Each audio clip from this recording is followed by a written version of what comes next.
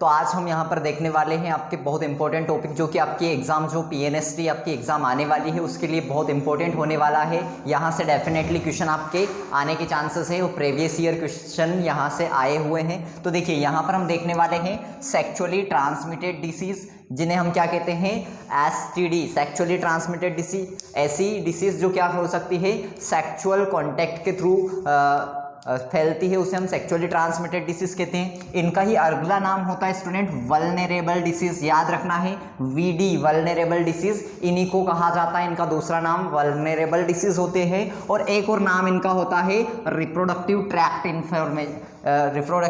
Infection, तो RTI, reproductive tract infection. ये तीन नाम आपको याद रखना है सेक्चुअली ट्रांसमिटेड डिसीज के।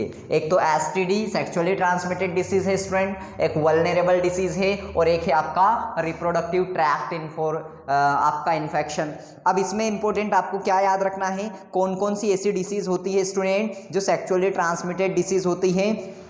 तो आपको नोट करते जाना है नाम इनके। पहला आपको याद रखना है गुनेरिया, पहला याद क्या रखना है, गुनेरिया नाम याद रखना है। दूसरा आपको याद रखना है यहाँ पर क्लेमाइडियासिस, क्लेमाइडियासिस याद रखना है स्टूडेंट आपको। तीसरा यहाँ पर स्टूडेंट्स आपको याद रखना है सेक्सुअली ट्रांसमिटेड डिसीज के अंदर ट्राइकोमोनियासिस, क्या याद रखना है, ट्राइकोमोनियासिस,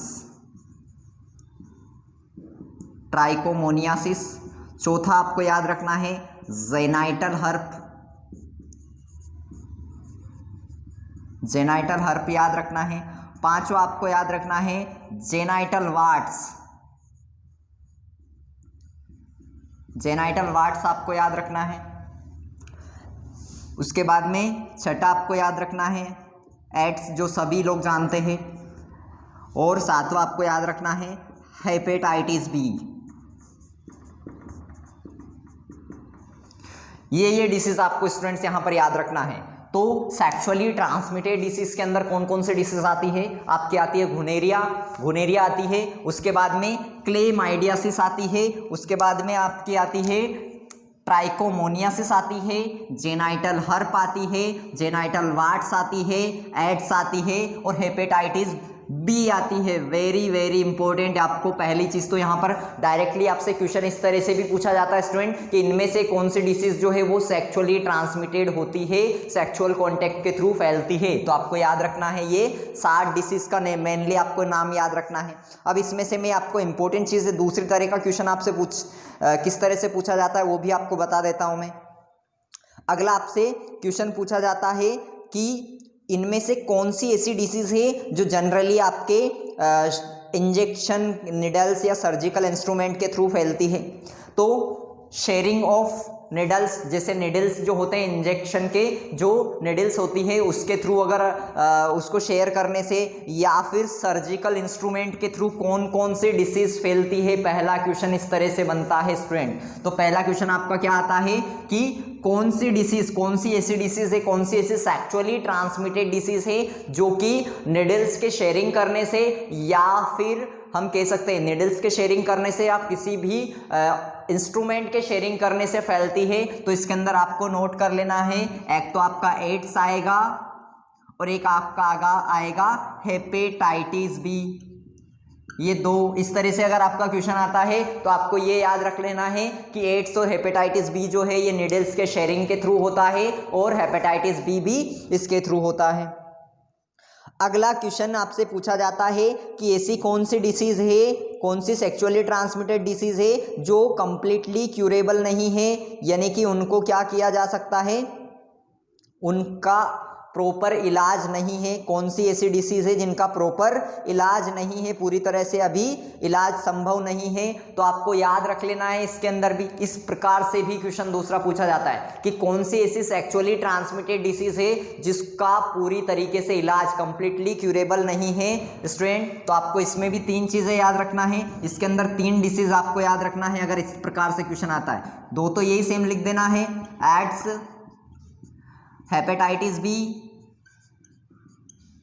हेपेटाइटिस बी और एड्स हुआ, हेपेटाइटिस बी हुआ, उसके बाद में आपका हुआ जेनाइटल हर्प, ये 3 डिसीज अच्छे से नोट कर लेना स्टूडेंट। आपके जेनाइटल हर्प है, HIV है और आपका है हेपेटाइटिस बी। इन 3 डिसीज का आपको अच्छे से याद रख लेना है। Sexually transmitted acid, sexually transmitted disease जो कंप्लीटली क्यूरेबल नहीं है, इनका इलाज पूरी तरह से अभी संभव नहीं है, तो ये 3 आपको याद रखना है।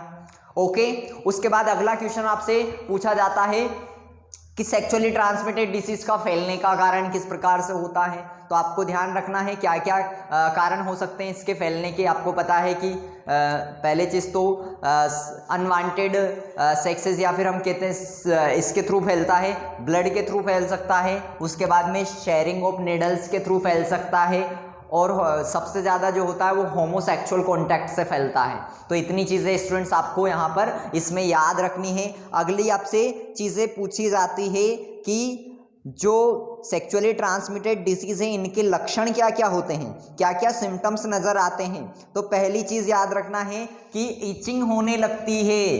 क्या होने लगता है? ईचिंग। जो आपके जेनाइटल ऑर्गन होते हैं, जनन अंग होते हैं, उनमें खुजली, ईचिंग होने लगता है अगर किसी को सेक्सुअली ट्रांसमिटेड डिसीज़ होती है तो। उसके बाद आपको याद रखना है धीरे धीरे क्या होता है, स्लाइट पेन होता है, स्लाइट पेन होता लगता है, थोड़ा थोड़ा क्या होता है, दर्द होने लगता है, स्लाइट पेन होता है। उसके बाद में अगर और हम बात करें तो यहाँ पर क्या होता है, स्लाइट पेन होता है, उसके बाद में लगातार फ्लूइड डिस्चार्ज होने लगता है, फ्लूइड डिस्चार्ज होने लगता है। ये हम एनसीईआरटी की लैंग्वेज से ही कर रहे हैं स्टूडेंट, है ना, आपको याद रखना है। और जेनाइटल रीजन में क्या होने लगती है, स्वेलिंग आने लगती है, सूजन आने लगती है। तो जेनाइटल आपके जनन अंग में क्या होने लगता है, सूजन, स्वेलिंग आने लगती है। ये आपको यहाँ पर कारण इसके याद रखना है। अगला क्वेश्चन पूछा जाता है कि कौन सी उम्र में सबसे ज़्यादा आपकी सेक्सुअली ट्रांसमिटेड डिसीज होती है। इस प्रकार का क्वेश्चन पूछा जाता है। तो आपको याद रखना है 15 से लेकर तो 24 साल की उम्र में सबसे ज़्यादा सेक्सुअली ट्रांसमिटेड डिसीज़ देखी गई है। ये सबसे ज़्यादा कॉमन एज होती है जहाँ पर सेक्सुअली ट्रांसमिटेड डिसीज़ स्टूडेंट्स होती है। यहाँ से इस टॉपिक से इस प्रकार के आपसे क्वेश्चन पूछे जाते हैं। एक और आपको पूछा जाता है कि अगर ज़्यादा से ज़्यादा इस तरह से डिसीज़ जो है वो अगर क्या हो जाए, खतरनाक हो जाए, ऐसे में कॉम्प्लिकेट अगर डिसीज़ हो जाए तो इसके अंदर और क्या हो सकता है। तो इसके अंदर हमें क्या होता है, पेल्विक इन्फ्लामेटरी डिसीज हो सकती है, पेल्विक PID हो सकती है अगर ज़्यादा खतरनाक डिसीज हो जाती है धीरे धीरे। तो ऐसे में अब हमें क्या उपाय करने चाहिए कि हम सेक्सुअली ट्रांसमिटेड डिसीज का इफेक्ट कम कर सके, उससे बचा जा सके। हाँ, क्योंकि हमें पता है एड्स बहुत खतरनाक बीमारियां हैं और ये सभी खतरनाक बीमारियां ही हैं। तो इनसे बचा कैसे जा सकता है, क्या हम कर सकते हैं इनको बचाने के लिए, इनसे बचाव के लिए क्या कर सकते हैं। तो अननोन पार्टनर्स के साथ हम क्या करें, अननोन पार्टनर या फिर मल्टीपल पार्टनर के साथ सेक्स को हमें क्या करना चाहिए, अवॉइड करना चाहिए। अगर अननोन पार्टनर है, हम नहीं जानते हैं किसी को, या फिर किसी भी मल्टीपल पार्टनर से हमें क्या करना चाहिए, सेक्स को अवॉइड करना चाहिए। हमेशा क्या करना चाहिए, इंसान को सेक्सुअल कॉन्टैक्ट से पहले कॉन्डम्स का यूज़ करना चाहिए, ये भी यहाँ पर ज़रूरी है। क्लियर। उसके बाद में क्या यहाँ पर देखना चाहिए कि हमें फटाफट जैसे ही हमें कुछ सिम्टम्स या इस प्रकार का नजर आए तो हमें क्वालिफाइड डॉक्टर से क्या करना चाहिए, पता लगाना चाहिए और उसका टेस्ट करवाना चाहिए। HIV या किसी भी डिसीज का हमें क्या करवाना चाहिए, टेस्ट करवाना चाहिए। Clear student. तो इतनी चीज़ें यहाँ पर जरूरी है। तो यहाँ पर हमने सेक्सुअली ट्रांसमिटेड डिसीज के अंदर से, इसमें से आप किससे क्वेश्चन पूछे जा सकते हैं, इससे बाहर कुछ भी क्वेश्चन पूछा नहीं जाएगा डेफिनेटली। तो आपको इसको अच्छे से कर लेना है और कमेंट्स में जरूर बताना है किस तरह का हमारा लेक्चर आपको लगा है। ओके, लाइक जरूर करके जाना है, वीडियो को शेयर करना है अगर अच्छा लगा हो तो। मिलते हैं हम स्टूडेंट नए लेक्चर में।